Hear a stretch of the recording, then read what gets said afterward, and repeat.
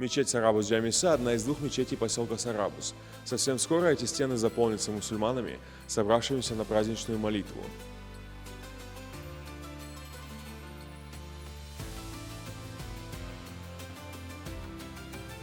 На рассвете жители поселка Сарабус собираются на праздничный намаз.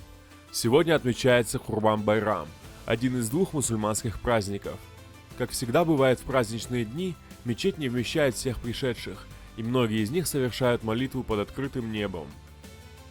Bu bayram İbrahim Aleyhisselam'dan vaktinden başlanan bir bayramdır.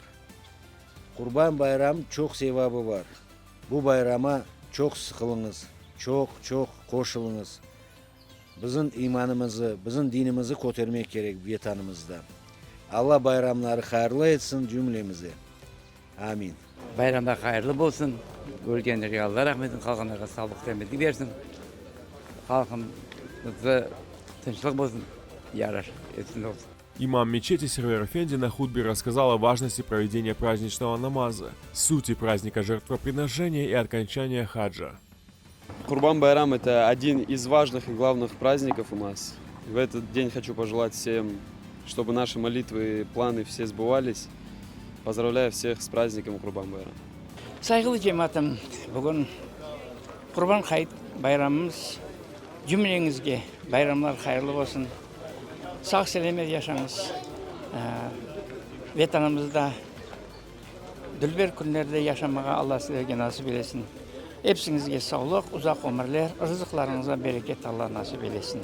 Дети – хранители традиций. С каждым годом мечеть посещает все больше юных мусульман. Кого-то приводят родители, а кто-то приходит самостоятельно, осознавая важность традиций и служения Всевышнему.